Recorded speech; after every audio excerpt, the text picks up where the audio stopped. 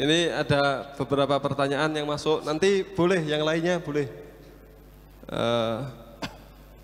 Gigi palsu apa harus dilepas? Gigi palsu apa harus dilepas? Kalau memungkinkan untuk dilepas, lepas. Terlebih terkadang itu masih bernilai. Kalau masih bernilai berarti harta waris. Ya, kalau masih bernilai. Yang terpenting apa? Dilepas.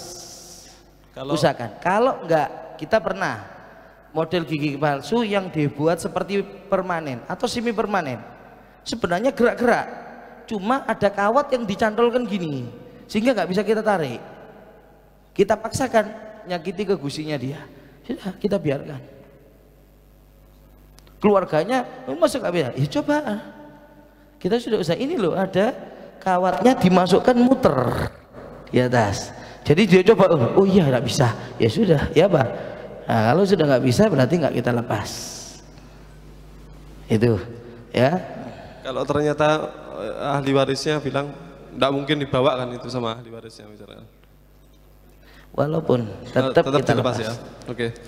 Yang berikutnya, hukum memberi celak pada mayit. Memberi celak sebenarnya tazyin pada mayit itu tidak menjadi sunnah. Jadi nggak ada kesunahan untuk mencelai, apa mending sak mewedai atau apa. Bahkan termasuk potong kuku, potong rambut, ngerapikan jenggot. Ini bagaimana? Motong itu sebenarnya kalau nggak darurat malah makruh. Kadang untuk ngerapikan kuku ini dipotongi semuanya cek rapi, loh itu tambah makruh. Paham nggih? Berikutnya ada yang mau tanya dulu? Ya. Ya, ayo monggo. Kulo tambah seneng sing pengalaman tuh ya. Jadi sing pun pengalaman tambah seneng kulo pertanyaannya. Terima kasih Yai atas waktunya. Derek Tangklet, bagaimana menghadapi jenazah atau mayit yang bertato.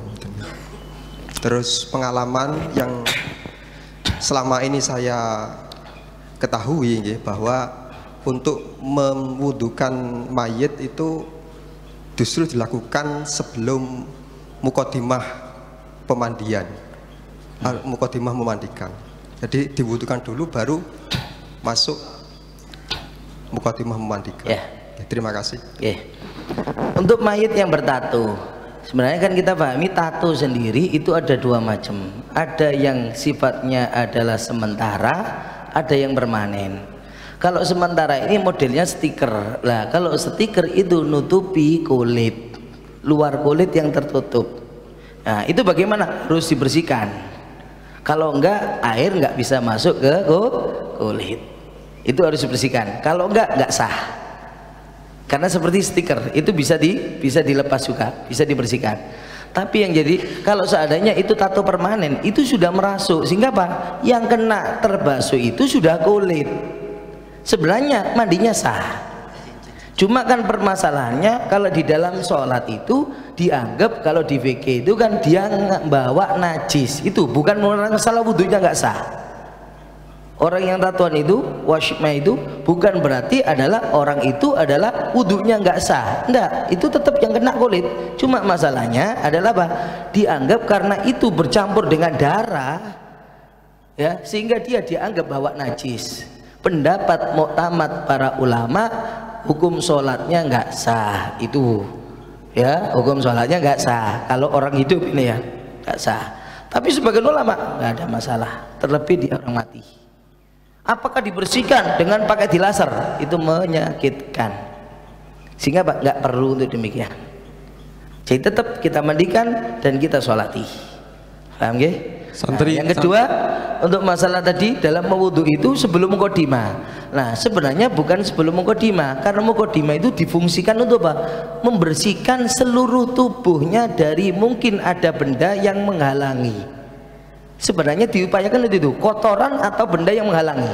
Makanya tadi digosokkan, termasuk mungkin adalah apa? Sisa kotoran yang khawatir nanti keluar najisnya itu sebelum diwudui. Itu makanya kita keluarkan dulu. Khawatir nanti setelah wudhu nanti keluar lagi atau apa. Nah, makanya kita lakukannya seperti tadi. Ini yang paling abdul. bukan sebelum mukodimah belum apa-apa. Lah kalau mandi kita mukodimahnya maka apa? Belum wudhu dulu, tapi dicucikan dulu kotorannya yang di tubuh kita, khususnya di kemaluan. Bukan wudhu terus nyucikan kemaluan. Nah, makanya mukodimah itu seperti nyuci kemaluan kita. Kita kalau apa? Habis hubungan suami istri kan? Ya, sunnahnya kan apa? Dibersihkan dulu di kemaluan dari sisa kotoran, termasuk dari mani, bekasnya mani. Nah, bahkan di situ sebenarnya ada masalah suruh niat mandi khusus di anggota di kemaluan 2 aja. Baru setelah itu wudhu. Setelah wudhu langsung Nah, jadi setelah di mukodimah terakhir, bukan sebelum mukodimah. Panitia, mic-nya satu di sini, satu di sini, satu di sini. Tadi ada 3 mic-nya. Panitia, ya, ada pertanyaan lagi? Monggo. Terima kasih. Ayo dibantu biar cepat, panitia. Terima kasih. Ini sebetulnya pertanyaan ini hampir sama dengan Bapak yang selatan tadi. Cuman saya mencermati apa perjalanan yang telah disampaikan oleh Ustadz, bahwa tadi di depanan dikatakan sebelum dilakukan pemandian itu biar semua najis itu tidak kemana-mana. Ini kan harus dikasih dilaksanakan untuk pemwuduan kan begitu. Itu yang pertama. Terus melihat perjalanan dari keterangan yang tadi itu saya lihat bahwa wudhu itu dilakukan pada waktu akhir setelah itu pembersihan seperti itu. Nah, pramila saking menika ini kan ada 2 ketimpangan. Yang pertama kalau itu dilakukan di depan dalam rangka untuk menghilangkan najis, terus di belakang itu ada niat lagi wudhu untuk dalam rangka itu sudah bersih. Nah ini pripun niki kan ada niki nyuwun penjelasan makaten. Terima kasih. Nah, sebenarnya kan tidak ada ketimbangan. Karena memang wudhu itu bukan untuk membersihkan. Tadi yang ngomong itu mukodimah itu kenapa wudhunya di akhir mukodimah? Awal mukodimah itu membersihkan kotoran-kotoran yang ada di tubuh yang mungkin nanti bisa menghalangi air saat kita mewudhui atau mandikan. Mungkin kadang di sini si onok kotorane, di sini onok kotorane, di kaki onok kotorane. Lah, itu digosoi pakai sabun, pakai apa? Loh, kata tadi itu. Itu fungsi di awal mukodimahnya. Makanya kalau sudah dianggap bersih, kotoran pun sudah kita usahakan dikeluarkan dan diistinjai, baru setelah itu kita wudhui. Jadi wudhu kan akhir mukodimah. Itu di awal.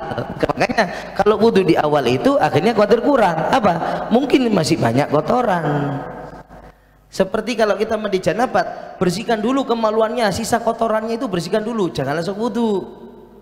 Kalau sudah di tubuh bersih, baru sampean wudhu. Setelah wudhu baru niat mandi. Loh, nggak ada ketimbangan. Urutannya ini malah pas seperti itu. Justru ketika ditaruh di depan malah kurang pas. Mari wudhu si akeh kotorane, lo kan gitu akhirnya. Paham nggih?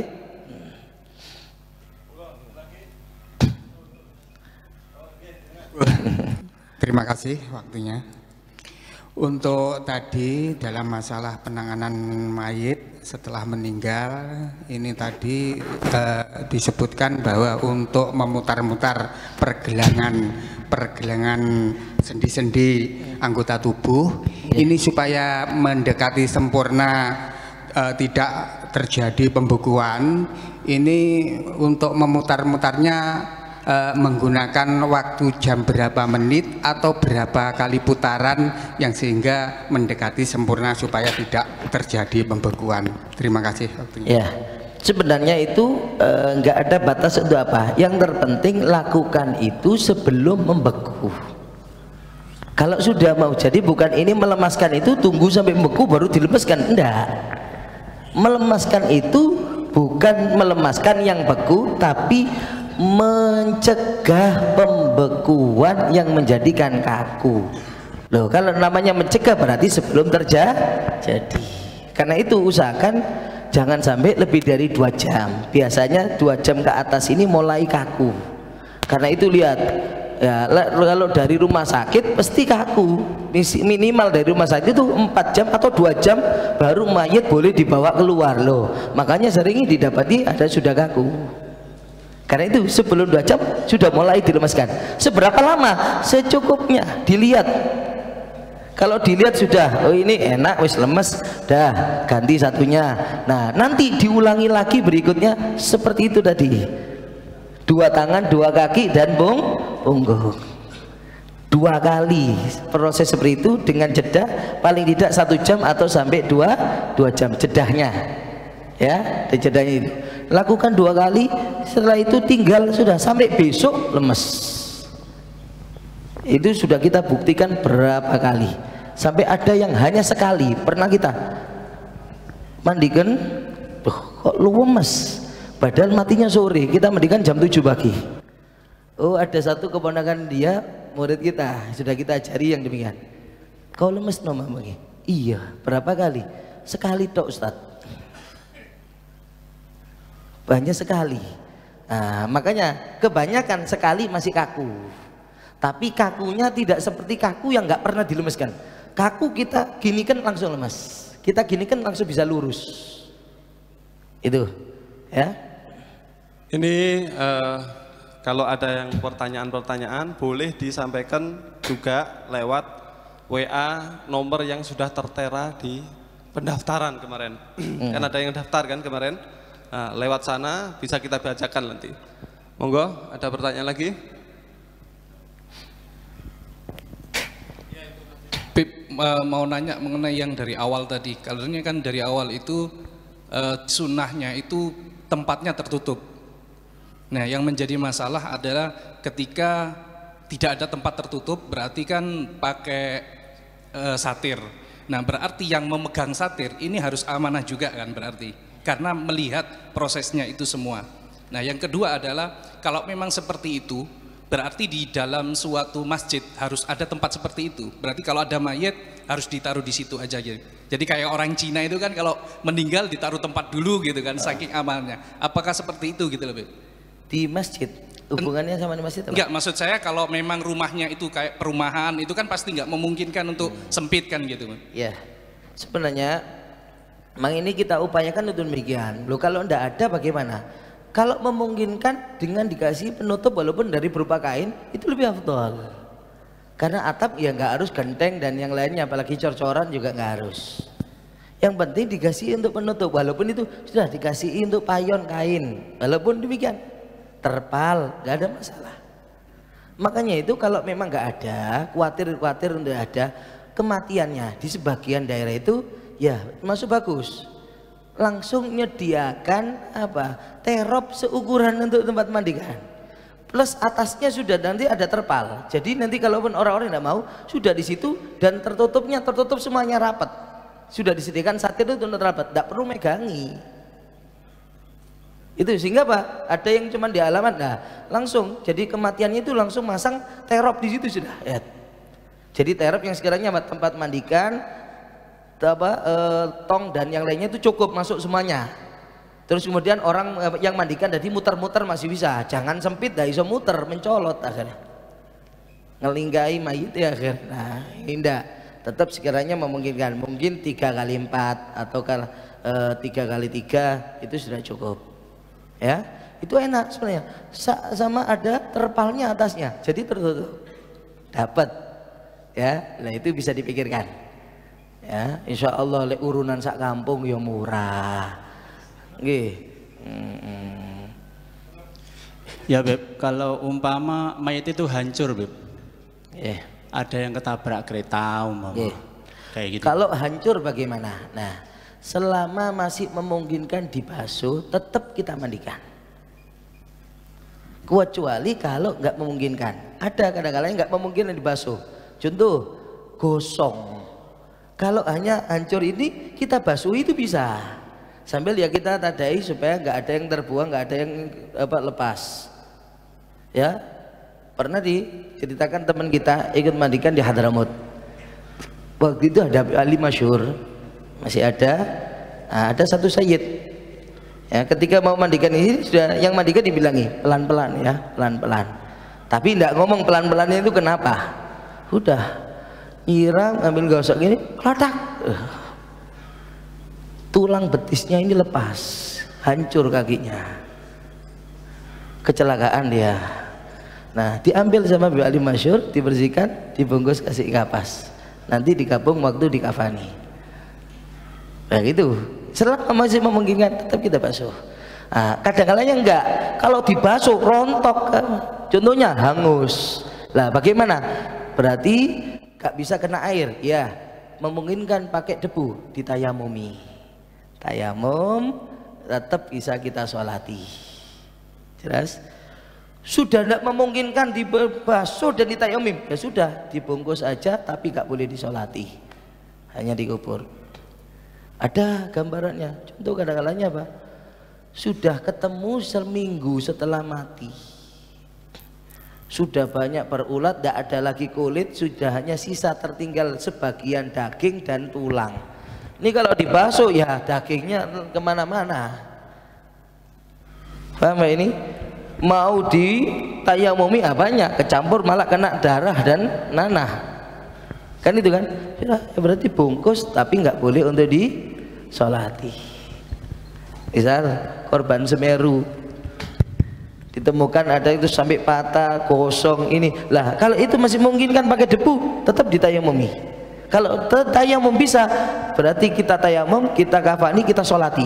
Karena tayamum pengganti mandi.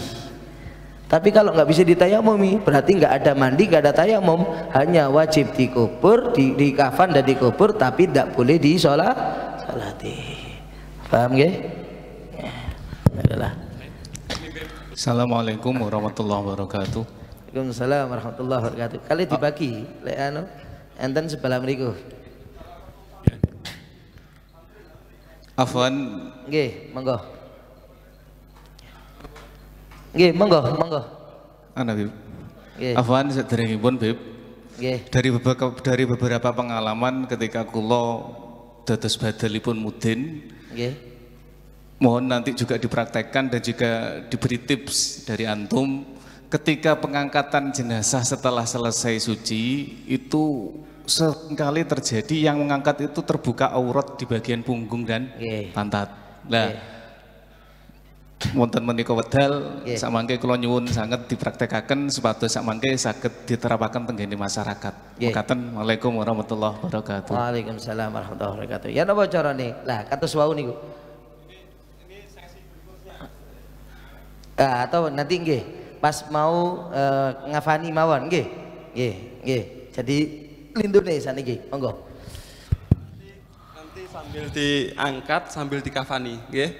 Sambil monggo yang situ. Assalamualaikum warahmatullahi wabarakatuh. Waalaikumsalam warahmatullahi wabarakatuh. Saya bukan mudin tapi praktisi Ustaz.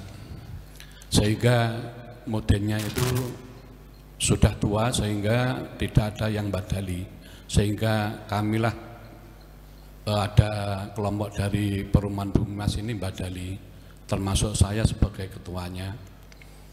Ada kejadian yang mohon petunjuk mengenai anak kecil meninggal, tapi di situ ada sebuah penyakit. Tidak mungkin kita memegang mengenai kulit. Rontok kulitnya apabila dipegang untuk memandikan itu lecet, sehingga waktu itu kami seanggota itu ada kesibukan agak bingung karena petunjuk baru hari ini, sehingga petunjuk ini termasuk masbuk atau telat.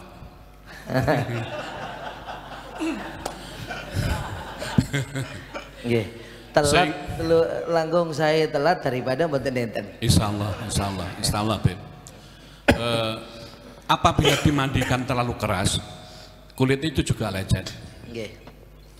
Prosesi waktu itu tetap disolati jenazah karena dibungkus pun juga lecet, usianya belum sampai 36 hari.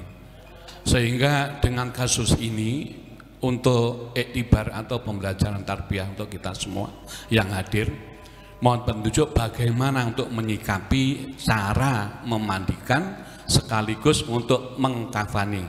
Syukran jazakumullah. Waalaikumsalam warahmatullahi wabarakatuh. Waalaikumsalam warahmatullahi wabarakatuh. Nunggu adzan sekedap ya. Jawab ya adzan. Niki tasik kiat nggih. Insyaallah semangat. Kalau mawon nggih sing tuku ado nggih semangat ngene nggih.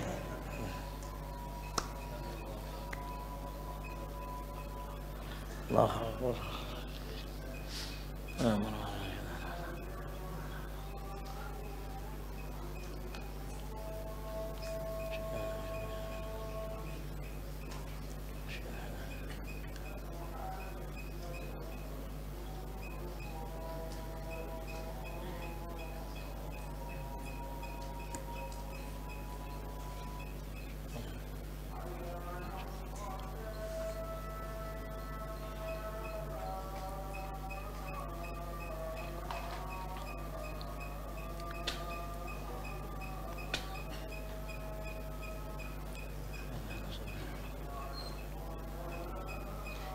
Ini bisa ditambahin gini buat atau gini lagi, tambah cukup sudah, pakai roda atau cukup, tingginya sudah cukup, enak kok, kelihatannya enak, cuma berat ya.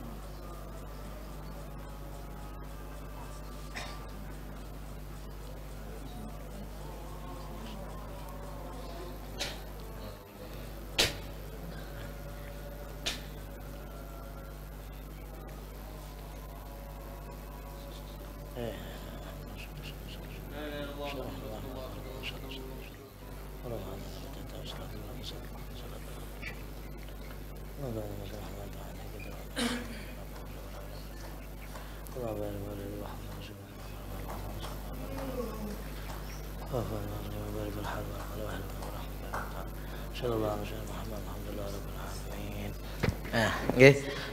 Ya apa kalau ada bayi model demikian? Sebenarnya selama masih memungkinkan walaupun dengan cara yang lebih halus itu tetap kita mandikan, tapi caranya yang lebih kita perhalus. Sebagai pengalaman kita pernah sebenarnya ada seorang itu mengalami karena faktor obat, waktu itu katanya keracunan obat, sehingga apa? Seperti keluar kutil seluruh tubuhnya ini, keras sedikit robek langsung. Tapi apa? Ya kita tetap ya urusan masalah kadang-kalanya ketekan gini aja robek, tetap kita basuh, cuman pelan, tapi agak lama akhirnya. Kita waktu itu agak sakit, kurang fit, kurang sakit, sehingga apa? Waktu ketika ditawari, ini kurang fit. Kalau memang bisa ada yang lainnya, ya monggo. Akhirnya ada kemudian, oh ya coba tak minta mungkin yang ini, tukang mandi sebelum saya, malah dia yang lebih senior. Mau katanya, oh ya sudah mau. Tidak lama ada telepon ke saya, aku gak iso, aku wis awakmu ae. Wis karo curiga nih, oh nih ngaten. Akhirnya kalau nggih pun mboten enten. Kalau ndugi teng mriku ngelihat mayit oh pantes. Gak nerima nggih koyo ngeten kasusé. Sampai kula golek bareng kangge ngedusi dulure mboten enten sing purun. Soale ningali kok ngoten. Sampai ngerantos ponakane waktu iku sampai nunggu kula sak jam lebih teng mriku. Mboten enten sing ngrewani. Akhirnya nggak mulai gitu loh, ngerantosi dugi bangil, kalau di pengasuruhan dugi bangil sampai niku barengi ditinggal metu, ambek barengi tinggal metu. Hari gue pelan, padahal gue singkat satu gilami, tapi alhamdulillah bersih. Walaupun kalau wau kata kados wis dak ketok rai niku kutil kok kados kutil, niku bersih sampai kelihatan, sudah langsung kelihatan seperti normal. Nah, selama masih memungkinkan tetap kita basuh. Yang penting basuhan airnya jangan terlalu keras, terus gosokan kita hanya sekedar. Ya, bukan berarti digosok seperti kita basuh orang yang normal. Nah, itu harus diperhatikan. Kondisi mayit dari awal harus diperhatikan. Ya, seperti itu. Nah, kalau memang kadang-kadangnya Pak sudah tidak memungkinkan untuk kena air, lah lain lagi. Ya berarti langsung kita ganti pakai tayamum. Nah, cuma bayi ini perlu dipahami. Nggih, bayi niki kalau bayi lanang niku sing rodok masalah. Kadang-kala nih soalnya baterainya habis. Kadang-kala nih soalnya napa? Karena dia pastinya dereng dikhitan. Loh, kalau belum dikhitan berarti daerah kemaluan yang di bawah kulit yang dipotong khitan saat khitan itu harus kena air. Lah kalau gak bisa, maaf nih, kadang-kala nih iso ditarik, dibuka wajib sampai buka. Semen tarik kedik-kedik terus semen basuh, itu wajib. Tapi kalau tidak memungkinkan, tuh akhirnya nuntut sampai apa? Mari ngedusi tayamum 2 kali. Tayamum itu pengganti yang di bawahnya kemaluan kulit yang ditutup saat khitan, yang tertutup oleh kulit yang dipotong waktu khitan. Itu ya, di situ baru sehingga apa? Harus double mandi sekaligus ditayamumi. Cuma boleh tayamum dulu baru mandi, boleh mandi dulu baru tayamum. Afdholi supaya bersih ditayamumi dulu baru mandi supaya debunya habis karena air. Ngaten. Paham nggih? Jadi dilihat selama memungkinkan. Ya, kalau tidak memungkinkan kena air, nggih tayamum mawon. Nggih pelan. Niku pun nggih pelan pakai debu ya, hanya mengusap wajah dan 2 tangan ya. Nah, setelah itu bisa langsung untuk dikafani dan disolati. Paham nggih? Lah, lek kalau wau ndak kena apa-apa wis gak iso damel toyo mboten saged, damel debu nggih mboten saged. Kenapa? Nggih berarti cukup dibungkus dan dikubur tanpa boleh harus disolati. Ngoten toh? Yang tayamum harus dibersihkan juga najisnya, istinja. Ya, kalau memang ada najis. Lah kalau enggak ada, dia masih bayi. Ya berarti nggak perlu. Kan ngoten. Ya, selama enggak ada ya berarti nggak perlu. Ada pertanyaan?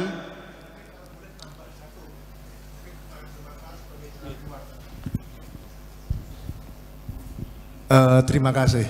Ini kan kita kan hari ini mendapat pelajaran dalam hal memandikan jenazah, ya saya lihat sangat sempurna sekali. Nah, pertanyaan saya kan begini, bahwa kita di lapangan yang sudah pernah kami laksanakan itu tidak seperti ini. Artinya seperti dalam rangka membungkusnya itu kan aurat itu kan tidak boleh, apa itu tidak boleh kelihatan dalam rangka melaksanakan seperti itu. Tapi dalam pelaksanaan di lapangan ini masih sering kelihatan vulgar, mungkin yang ditutupi hanya tempat-tempat tertentu kan seperti itu. Nah, di sini saya minta petunjuk, mungkin ada pengalaman dalam rangka mengatasi istilahnya bagaimana kita mensosialisasikan pada warga masyarakat sehingga bisa menerima konsep-konsep yang seperti ini nanti bisa berjalan dengan baik. Mungkin langkah-langkah yang harus kita lakukan itu seperti apa saja, mungkin itu. Terima kasih. Oke. Kalau kita pengalaman itu maksudnya dimulai dari kita. Artinya apa? Ya kita ini yang ngawali, kita yang melaksanakan, kita yang menjalankan. Makanya misalkan Bibu Sin kalau mau katanya diakno tim loh, niku pun sampean kali berarti sampean dibantu. Ya tim itu tinggal digabungkan kali mudin setempat untuk kemudian menjalankan. Lah iso diusahakan sesuai seperti yang kalau praktekaken wau. Pun ngoten mawon. Orang itu karena sudah terlanjur terbiasa seperti itu, hal sing biasa walaupun salah dianggap boleh. Itu krono terlalu jalaran teko kulino. Kan ngerti nggih? Jalan saka kulino. Sing salah dianggap wajar, dianggap biasa. Loh, karena ini kita berubah-ubah dinapa? Didadosaken kulino bener. Ngoten napa? Kulino nutup aurat. Nggih. Nah, insyaallah paham-paham ya, Mbak. Kula singen nggih kathah sing protes.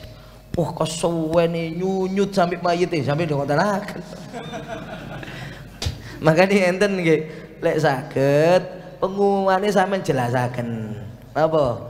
Mayit medal dugi griya teng masjid jam 12 nggih. Jam 12 istiwa pun kersane tiyang niku intine mboten ngerantos terlalu suwe. Gak metu-metu mulai mau mayite. Lho niki masalahe. Karena mboten enten pengumuman jelas. Engko wis ngomong setengah 10 ngoten lho, sampean mulai setengah 7 pun ditusi kan eco. Ya, dereng setengah 12 pun mantun lho, setengah 10 persis medal dugi ngriya. Eco. Jadi ndak perlu ono sing proses di jero omah niki ya napa, ndak perlu tahu mereka. Kadang-kadang digedor-gedor, wis dar-dar. Oh, makanya kalau lek ngoten niku kula nggih ngapunten. Ya kadang-kadang kula tegesi. Keluarga pun lek ndak perlu kati njaluk melbu mboten kula paringi. Mangke rantosi lek pun kula kafani. Kalau sudah kita kafani kula buka wajahe sampean tingali pun wis wangi wis bersih. Lho ngoten. Ndak kepingin rokok kati perlu apa kati ngedusi ndak melok-melok. Lek kepingin ngedusi monggo. Oh, makanya kalau napa di tempat sing kados ngoten kunci wis ndak ruwet. Kate dok-dok sak karepmu, sing penting ndak tak tokno mayite kecuali beres. Ngoten ndak kula. Ndak ruwet. Lho kadang memang perlu negesi. Mereka itu soalnya wis kadung kalau wau niku saka kulinone kadang cepet kulinone memang saadae. Lho, kita ndak biasakno saadae tapi sesempurnae. Lho kan ngoten nggih. Dirubah ngoten. Nggih. Nggih. Niki dikeluarkan ke masjid itu mungkin perlu dijelaskan. Misalnya di sini maksudnya apa?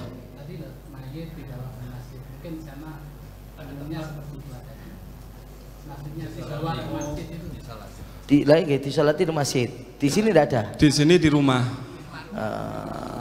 Ya itu sunnahe napa? Nggih disolati sing kathah. Makanya sampai lek perlu saat tepeni memang mayit perlu nih segera, nggih.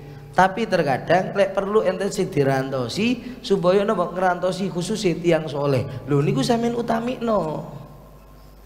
Perlune apa kangge nyolati niku sing maringi syafaat. Nyolati didukakno mayit. Lek sing nyolati jenengan niku tiyang soleh oleh barokah dungane. Napa meneh habaib ulama. Lho niku ojo sampai tambah dibatasi ngoten ndo eman. Makanya lebar masjid monggo. Mayitnya mau muslim suci. Dibetot teng lebeti masjid monggo. Sing penting pokok ini gini suci ngoten ndak mawon. Nggih kerandae lendak makanya enten hati-hati diparingi lemek kan ngoten ndak mau. Nggih. Nah, supados napa? Kathah sing nyolati. Eman-eman lek mboten enten sing nyolati nanti. Oke, kelintu niku. Justru kita ini berharap yang menyolati itu banyak. Bahkan kalau perlu minas solihin. Lebih tuh gopong petang bolu iso dadi ono wali ini siji lah kan eman. Nggih? Lah wali sing diarep dungane mustajab saged dadi sebab disepuroni oleh syafaat. Niki lho. Nggih. Ini pertanyaan Ustaz. Ya. Kalau yang memandikan itu perempuan tapi haid, apakah setelah memandikan juga sunnah mandi? Ya, kalau misalkan yang mandikan adalah perempuan, bagaimana hukumnya? Permasalahannya orang perempuan mandikan, yang haid memandikan itu bagaimana? Boleh? Boleh. Tapi masalahnya apakah disunahkan untuk setelahnya adalah untuk mandi? Nah, dilarang bagi seorang perempuan untuk yang haid mandi li ta'abbud. Itu kan adalah diharamkan. Ya, adapun kalau untuk masalah daripada mandi daripada sholatul id bukan karena untuk ibadahnya, bukan karena untuk sholatnya, bukan karena untuk apanya, tapi memang hanya lil yom idharun lisurur, makanya tetap disunahkan. Ya, karena itu ya nggak perlu untuk mandi. Ya, tapi ada tidak diniati untuk tujuan ta'abbud. Sampean atus juga apa-apa. Tapi bukan diniati untuk tujuan ta'abbud. Gitu loh maksudnya. Kemudian siwak atau siwaknya itu pakai siwak atau pakai kain atau kapas. Takutnya mengenai adalah pakai kayu arok. Ya siwak kayu arok tadi yang tak contohkan ini. Ini pasti paling afdolnya siwak adalah kayu arok. Tidak takut menyakiti gusi. Ya, bukan dikerak. Hanya dijalankan, bukan digosokkan yang lainnya. Ya, dijalankan. Paham ya? Ada pertanyaan lagi? Nanti siap-siap yang ada pertanyaan, mic disiapkan ya. Mayit wajib dimandikan di mana dia meninggal. Ada pendapat boleh dibawa pulang asal yang hadir saat meninggalnya juga ikut memandikan. Terus ini ada pertanyaan, gimana kalau yang jaga ini, yang terakhir jaga adalah anaknya, berarti anaknya itu cuman ikut saja gitu, apakah cukup? Ikut apa maksudnya? Ikut memandikan? Ikut memandikan tapi pindah daerah, memandikannya di ya. Nah ini perlu dipahami, memang seperti tadi, tempat memandikan, perawatan mayit semuanya itu harusnya di tempat matinya, karena memang penduduk daerah tempat mati itu yang terhitop, terkena kewajiban fardu kifayah untuk ngerawat. Sebenarnya demikian. Karena itu kalau dipindah dulu tanpa dirawat di situ, menjadikan penduduk di situ dosa. Mati di Malang, orang Kediri dibawa ke Kediri, mau dimandikan ke Kediri. Loh, ini orang yang di sana di Malang itu dosa. Kenapa? Yang kena kewajiban mereka. Paham nggak? Yang kena kewajiban mereka. Tempat di mana dia mayit itu mati itu orang penduduk di situ itu yang kena kewajiban. Nah cuma, alhamdulillah kejadian ini kan sangat banyak. Rata-rata kalau lebih-lebih mati di rumah sakit. Subhanallah, kita mendapati ada fatwanya Habib Abdul Qadir Ar-Rawish As-Sakaf. Ini alamah. Beliau memiliki pandangan pemahaman yang lain di fatwa beliau. Ini tidak ada kalau di kitab-kitab fikih, cari dah karena ada. Ya. Nah, ini ada di fatwanya Habib Abdul Qadir Ar-Rawish, dan fatwa ini enggak karena kitabnya belum disebar, belum dicetak karena mau ditasih lagi. Itu memberikan pemahaman dan ini yang kita amalkan di Pasuruan. Apa? Jadi menurut beliau bukan berarti harus di tempat itu. Yang terpenting intinya siapa yang terkhitab dia yang memandikan, sekalipun dipindah. Yang penting orang yang terkhitab ikut memandikan boleh. Siapa yang terkhitab? Yang pasti pertama penduduk daerah setempat yang di mana tempat dia meninggal. Paham ya? Kalau tadi meninggal di Malang, orang Malang. Atau orang luar tapi bersama dengan si mayit saat meninggal. Paham? Sanak keluarga, ada anaknya, yang si bapaknya ini pas meninggal dia berada di situ, orang Kediri juga. Nah, waktu dibawa ke Kediri, selama anak ini ikut memandikan boleh, karena ada yang terkhitab ikut memandikan. Paham? Nah itu yang kita pakai sekarang untuk apa? Masih supaya ada cantolan hukumnya. Alhamdulillah ada fatwanya beliau. Paham ya? Berarti boleh ya saja, walaupun dipindah boleh ya. Nah, ada yang mewakili gitu. Kemudian tunggu. Ini tadi sudah dijawab cara memandikan jenazah yang bagian terpotong-potong akibat kecelakaan, dan ini sudah diterangkan ya. Sudah kemarin. Ini pertanyaannya agak tadi karena. Terus peralatan yang sekali pakai dan yang berkali-kali Ustaz. Apa saja peralatan yang sekali pakai? Kalau yang sekali pakai ya cuma sarung tangan itu sebenarnya. Kalau kafan kan memang dibawakan. Ya. Nah, atau yang habis dengan sekali pakai apa? Ya, kalau handuk itu berulang kali. Apalagi yang di dalam sana itu puluhan korbannya itu. Ya termasuk minal ulama, apalagi minal habaib sholihin banyak itu. Kita di Pasuruan yang mandikan habaib kita. Sebagian kiai ya kalau mau kita tetap berikan, tapi kalau sudah habaib pasti diserahkan ke kita, termasuk Kiai Subadar itu anak yang mandikan ya. Besuk ya? Besuk itu yang mandikan, nanti dicuci lagi ya. Dicuci itu.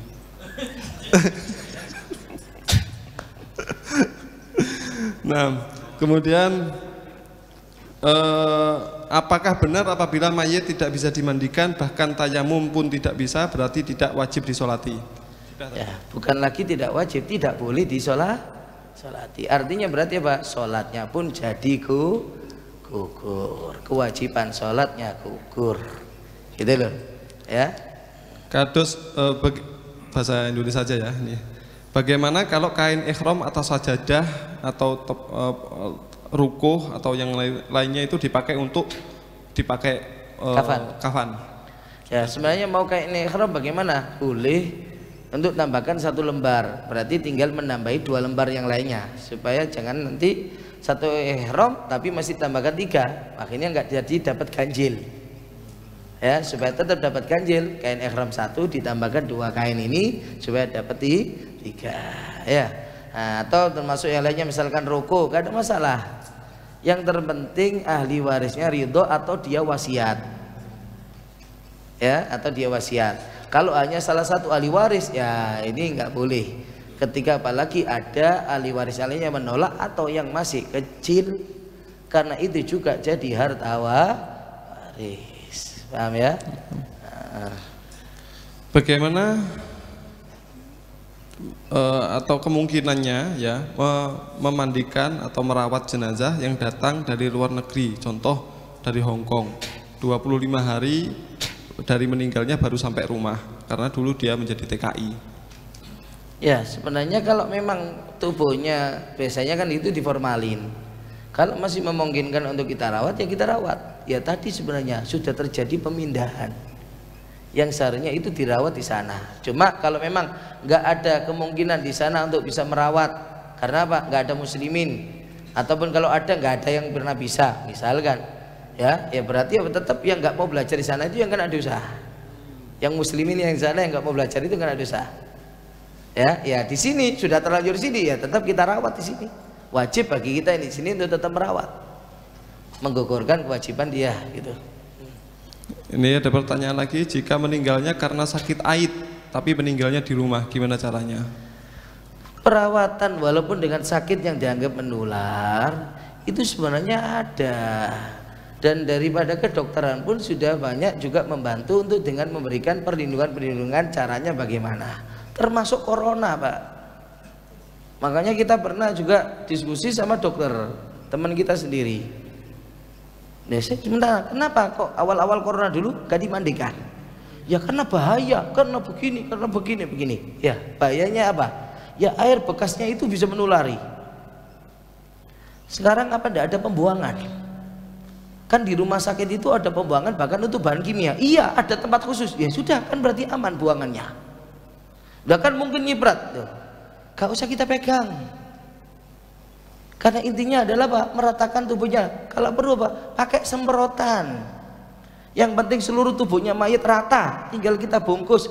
Kewajiban sudah gugur, dan itu nggak dilakukan kadang-kadang. Siapa? Dosa itu. Pasuruan pernah dulu diprotes berapa kali, baru buat tim pemandi jenazah corona di rumah sakit. Loh, sebenarnya pakai semprotannya mobil, ya jangan yang pakai paling keras ya. Nah, ini yang halus, pakai rata, sudah rata seluruh tubuh kena. Iya, tinggal di ngafani, sudah cukup. Mereka berani ngafani kok, hanya jadi pakai plastik apa? Pakai APD, monggo. Kenapa nggak sama sekali? Dosa itu, tanggung jawab itu. Sebenarnya ya bagaimana kalau sudah terlanjur kubur? Termasuk sebab yang membolehkan dibongkar ulang kuburan adalah apa? Tidak dihadapkan ke kiblat atau tidak dimandikan. Kalau yakin tidak dimandikan, wajib dibongkar. Kalau yakin di dalam peti nggak dihadapkan kiblat tapi melumah, wajib dibongkar. Paham? Loh, kadang-kadang nggak dikasih, nggak pernah mau untuk diskusi, untuk rembukan musyawarah dengan ulama, langsung ngasih kesimpulan sendiri. Ini kan yang kadang-kadang kita kejar. Yang jadi heran, waktu dia hidup sakit di rumah sakit, ini pasangkan infus oksigen, bersentuhan nggak itu? Sentuhan di tulang, iya. Kenapa nggak takut? Kok malah kalau sudah mati malah tambah takut semuanya itu? Heran kan? Tidak bisa jawab. Ya kan? Itu. Kita pernah diskusi seperti itu. Berikutnya, bagaimana kalau seandainya memandikannya di bangku? Sudah tadi ya? Tapi tidak apa-apa. Sudah. Ya, tadi sudah kita bahas kan? Ya, sak kelemahannya sudah kita sebutkan kan? Ya. Si kepin manggu. Sepakai ini ya. Berikutnya, kurang jelas untuk penjelasan mayit berada di posisi sebelah kanan imam tadi. Agak diperjelas lagi katanya. Yang jadi muskil itu kalau mayit laki-laki, intinya gitu ya.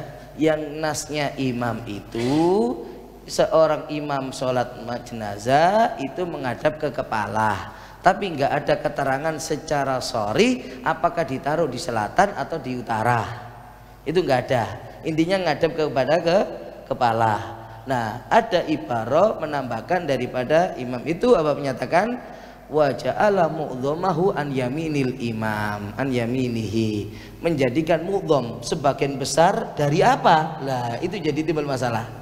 Fuqaha ada mengartikan mudhamnya apa? Mudham badan, makanya ditaruh kepala di sebelah selatan supaya tubuh semuanya di kanannya imam.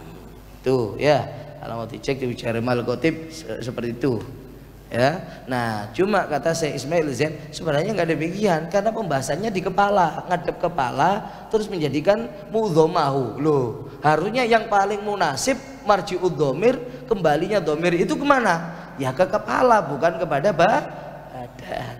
Berarti mu'dhamnya ro'as, bukan mu'dhamnya badan di kanannya imam. Berarti tetap di mana posisinya? Kepala di utara. Agak diturunkan sedikit gitu ya. Cuma agak dia ke selatan sedikit geser gitu loh. Ke selatan ya. Geser sedikit ke selatan, gitu aja. Ya. Supaya tetap kepala berada di, ada mu'dhamnya di kebagian ke kanannya dan itu amalnya para habaib di Hadramut. Tidak ada khilaf mereka. Mereka nggak ada pertentangan, semuanya ditaruh, amalnya ditaruh di sebelah kanannya imam. Nggak ada perbedaan. Di utara semua ya. Ada pertanyaan lagi, gimana kalau sudah jenazahnya terlanjur kaku? Gimana? Nah, biasanya kita maksimalkan tetap untuk area yang sekiranya bisa, kalau nggak dibantu diluruskan sedikit, nggak bisa dicapai oleh air. Contohnya siku sama ketiak. Loh, khawatirnya gini, ini susah kita masukkan air. Nah, caranya bagaimana? Ya, kalau sudah seperti ini, kita pegang ini siku.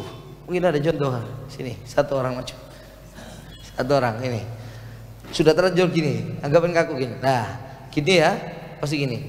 Ini kita pegang gini. Ini kita tarik sedikit, kembalikan lagi. Kadang itu masih bisa tapi sekian. Kalau lurus gak akan bisa. Ini cuma harus berani. Jangan gini megangnya, tapi gini di sini supaya yang kuat. Ini kita dorong. Ya, ini kita pegang, ini kita dorong, tarik lagi. Paling yang penting buka. Ini yang penting buka. Karena ini air supaya tetap masuk ke sini. Termasuk bagian ketiak. Kalau lutut karena sudah terlanjur kaku gini, mau ditekuk nggak akan bisa. Yang penting kan sudah terbuka bawahnya lutut, sudah cukup. Supaya itu aja, paham ya? Ini maaf tanya bagaimana? Ini apa ini? Kok ada sukma ini? Tak bacakan aja ya. Maaf Beb, mau tanya posisi pada ada saat di liang lahat yang baik gimana? Bagaimana cara menyempurnakan jenazah akibat kecelakaan tetapi sukmanya masih di tempat kecelakaan? Bagaimana cara menyempurnakan? Untuk naruh posisi jenazah itu kan ada lahat. Lahat itu gerawaannya itu lahat ya. Jadi di dinding bagian barat, kemudian dikerawai. Nah, kerawaannya itu yang namanya lahat, bukan seluruh galiannya lahat. Ya, kerawaannya itu lahat. Nah, sunahnya dimasukkan ke lahat itu, nanti dengan posisi nggak tegap gini, tapi sedikit miring gini. Agak tengkurap. Sedikit tengkurap. untuk nempel. Nanti kemudian posisi lutut ditekuk sedikit. Nah, ini untuk bantu supaya nggak gampang gini. Ya, nah itu. Nah nantinya bagian kain yang bagian sini kita buka.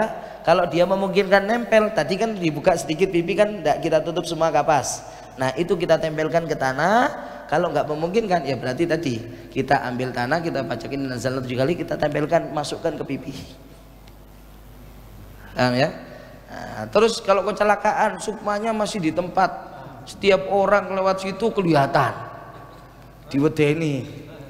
Sebenarnya tidak ada orang mati itu terus nakuti ke orang jadi hantu nakuti, tidak ada, Pak. Loh, terus kok bisa itu rupanya wajahnya? Bagaimana mau nakuti? Kalau dia orang baik, dia sudah mendapatkan kenikmatan. Kuburannya kebunan surga. Perlunya apa nakuti orang mau dapat nikmat? Kalau dia bukan orang baik, nggak bakal sempet mau nakuti, dicekel malaikat, digebloki. Katanya nakuti itu kondi, Pak. Loh, terus niku ya apa? Itu korin. Jin kita semuanya itu ada jin yang selalu menemani kita. Semua korin kafir kecuali korinnya Nabi. Hanya korinnya Nabi yang masih Islam, yang Islam.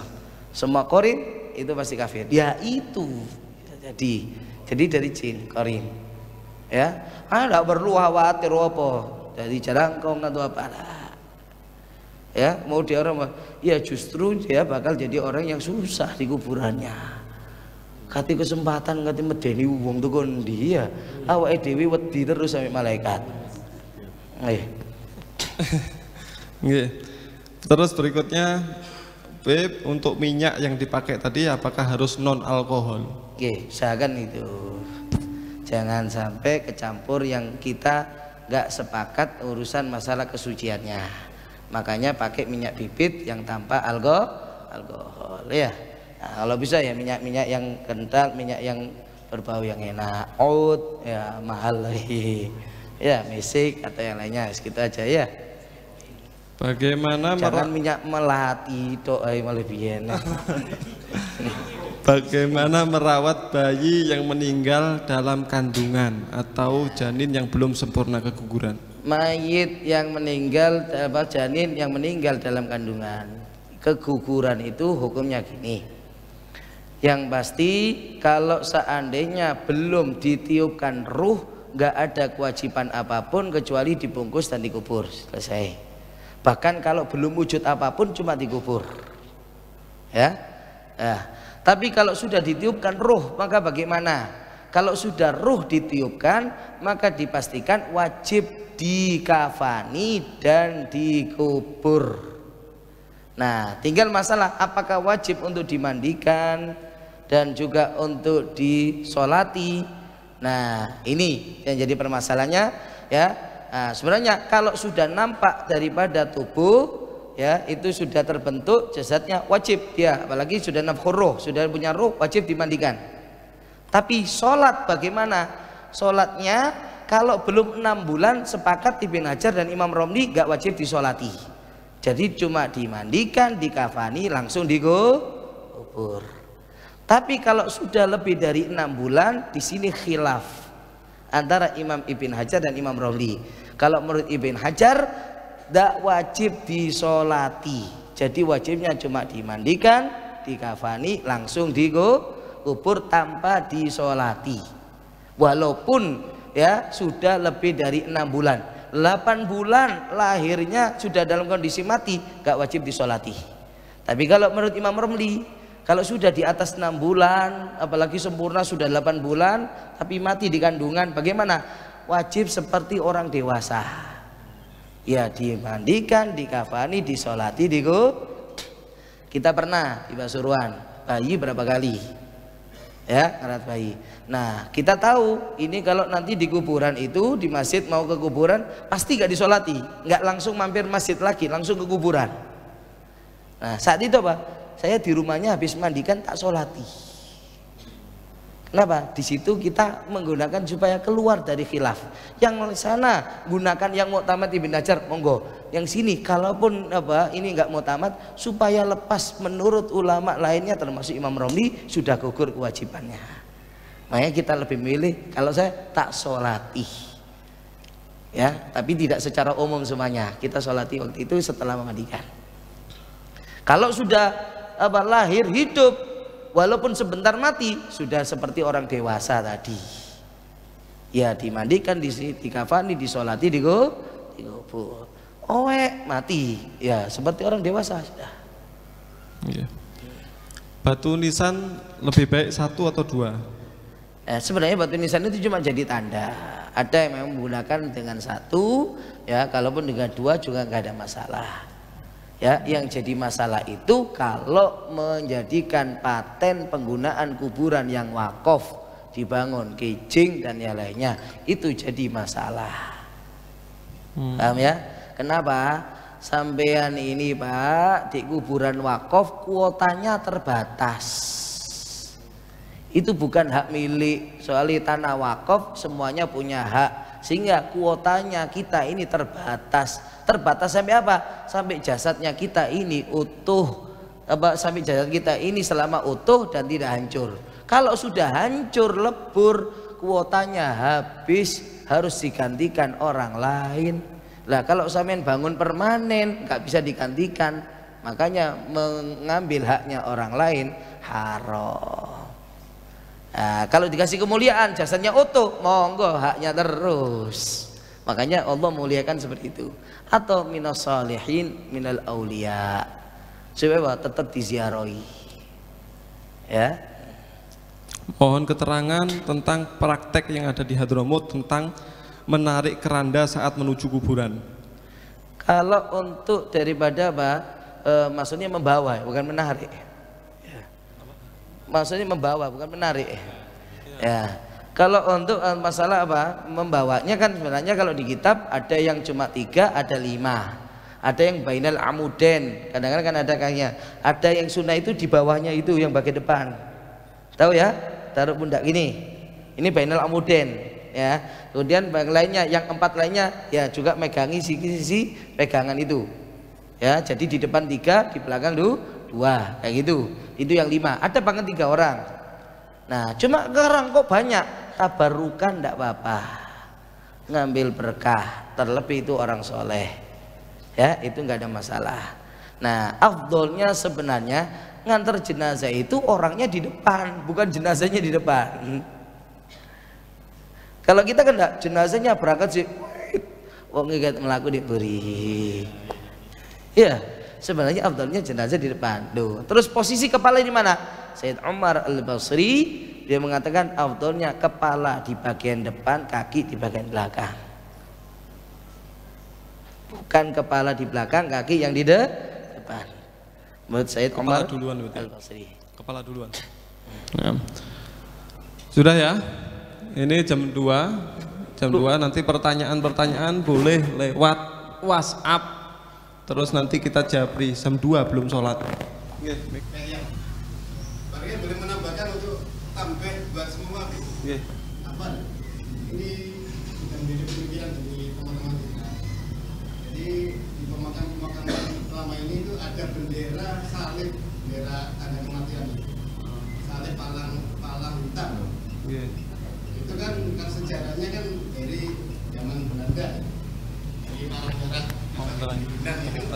Orang Kristen, orang Belanda, nah, itu membuat tanda salib palang hitam itu. Itu bagaimana kita kaum muslim ini sudah punya simbol sendiri, simbol tauhid. Kenapa tidak kita gunakan?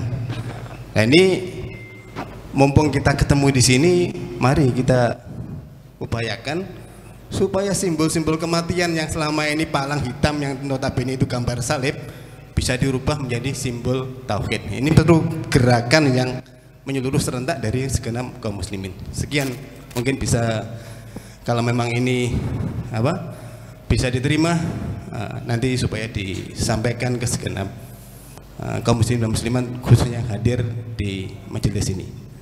Assalamualaikum warahmatullahi wabarakatuh. Oke, ini ide yang bagus. Teng Pasuruan di beberapa niku sudah mulai diterapkan ngoten. Jadi bisa karo ganti ya kain yang biasa ya, kadang-kadangnya kain hijau terus habis gitu pakai yang tanda untuk salib itu kita ganti aja dengan lafaz inna lillahi wa inna ilaihi rajiun ataukah dengan kata la ilaha illallah, terserah.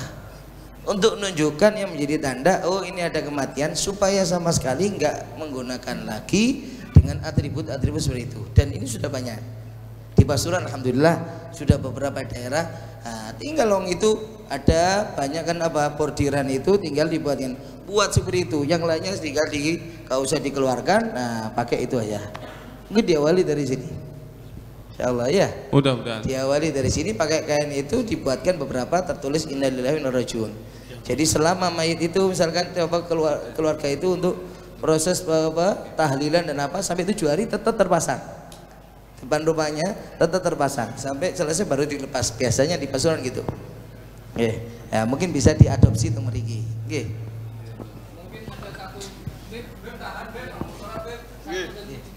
Ini desa kami itu 80% Katolik dan kuburnya di satu. Jadi kuburan yang ada itu 80% itu ada salibnya. Nah ini yang membuat kita sangat keberatan dan resah ya, karena kalau urunan kan nggak mampu. Sebenarnya harus ada pemisahan. Masalah ini kadang-kadang nih ngoten nggih, tapi mboten ada kepedulian. Ya, walaupun 80% nggih mboten apa. Ya tinggal aja nanti diparuh untuk apa? Sesuai dengan daripada persentase penduduk muslimnya, tapi ada pemisahan. Mungkin dengan dikasih pagernya kata apa. Yang terpenting jangan campur aduk. Nggak ada masalah, walaupun apa seperti itu ya tetap yang muslimnya di bagian yang sisi sana ya, yang sini untuk bagian yang Katolik. Gitu loh. Ya jadi penting ada kepeduliannya dari kita kok. Nggih memang yang mereka niku teng daerah Tengger, Pasuruan itu daerah Tengger nggih ngoten. Saniki cuma sudah mulai ada upaya. Ya, sudah mulai ada upaya, tapi memang kesulitan itu cari lahan. Lahan ada di pegunungan, jarang menemukan lahan yang tepat, harus nyari lahan datar kalau kuburan. Miring lak soro. Nah, rata-rata kebanyakan yang cari datar itu. Sampai sekarang yang kesulitannya hanya lahan. Tapi sudah kesepakatan untuk nyari itu, untuk membuat itu sudah mulai peduli untuk ke sana. Nah, yang penting kepeduliannya dari kita. Nggih, mosok gelem kita niki dicampuraken kali tiyang sing mboten mesti. Nah, ya untung-untung kita misalkan dadi wong sing nikmat selamat, tapi ngrasakno kalau wau kan pinggiran jerat-jerit tok niku nggih sumpah. Ngapunten, aja wong Islam. Padha wong kafir, padha wong Islami. Teng Baqi niku kan sahabat Ahlul Bait to ya. Lho niku sampai napa dikatakan lek ana wong sing mboten sae dilebetaken mriku langsung dibuang. Jasadnya hilang. Jasad hilang dengan sendirinya. Ampun nate cerita. Nggih. Enten seorang dosen rektor teng mriku Wahabi, gak seneng ziarah. 30 tahun di Medina. Waktu niku terus pidato ini napa? Alhamdulillah kula pun 30 tahun teng Medina mboten nate sepindah mawon ziarah teng Kanjeng Nabi. Insyaallah. Niku alhamdulillah terus. Akhirnya pecah, jasati berubah jadi ireng. Nah, dikubur anak ini nuwangi susah, nangis teng kuburan ini mriku. Seto ini pun nenten, anak ini langsung keturun mari ngoten wenten untuk gede njupuk teko kuburan iku jasad sing gosong digawa metu. Yakin wis duduk ono bapakku maneh nek kene. Hilang. Karena kenapa? Keganggu mereka.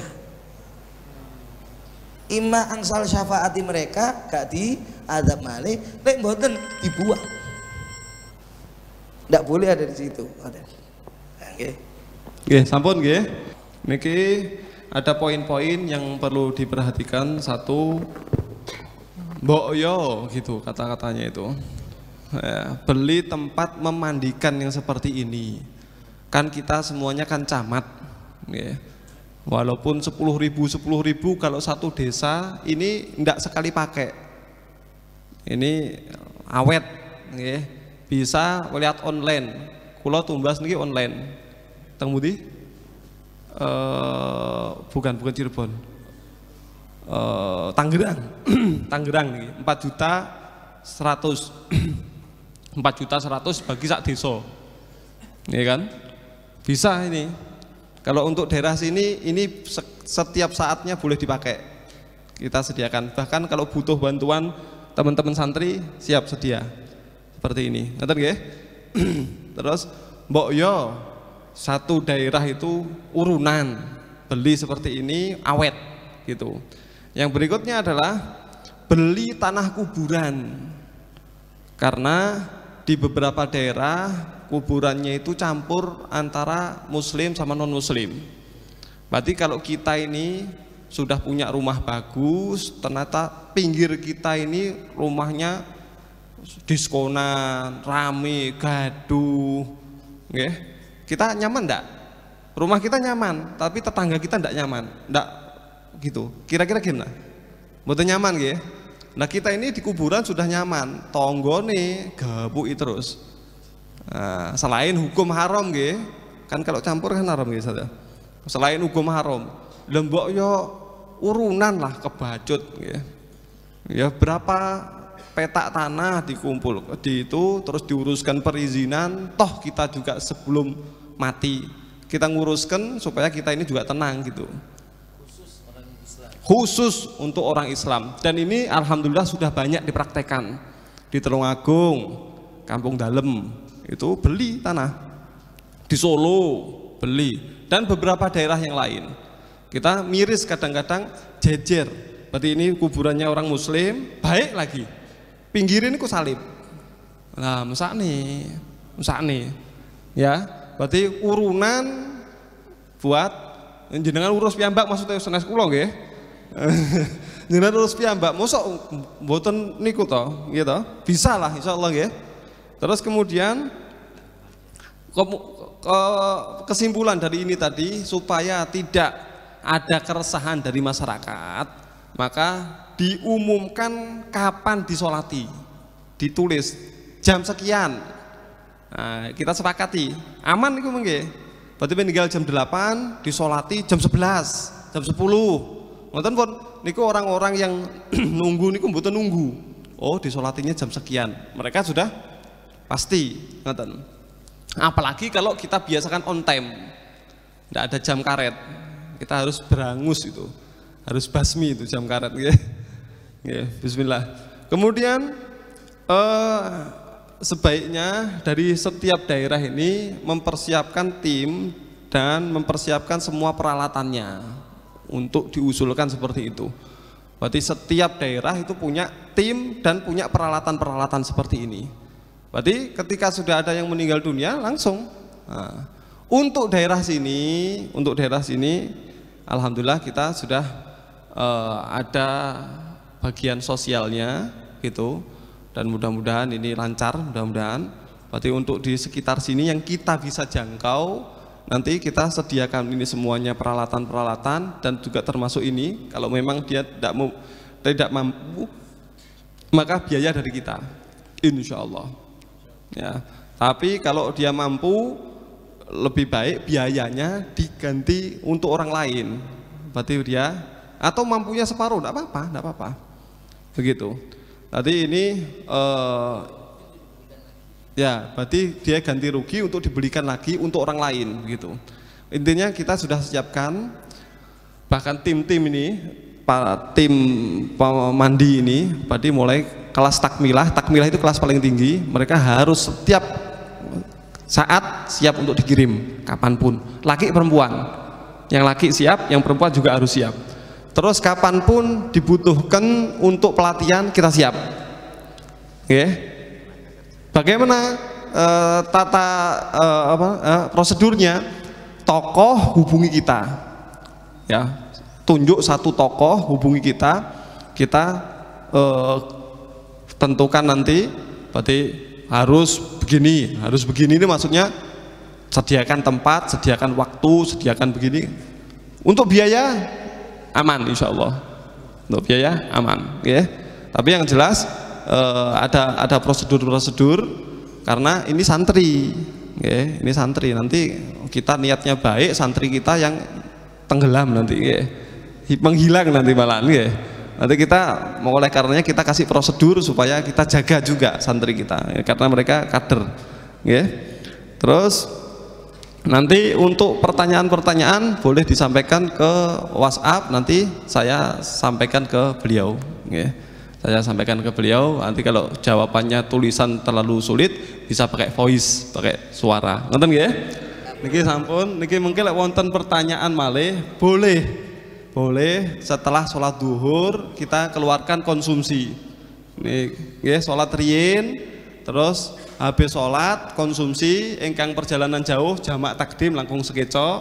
Niki mengke beliau istirahat sejenak, nggih. Oleh konsumsi lah niki mungkin jenengan sholat saged jamak takdim langkung sae terus langsung keluar konsumsi. Ingkang keseso saged kundur pertanyaan lewat WA monggo, ingkang badhe pertanyaan malih monggo tasih saged nggih insyaallah nggih ngoten. Sallallahu Muhammad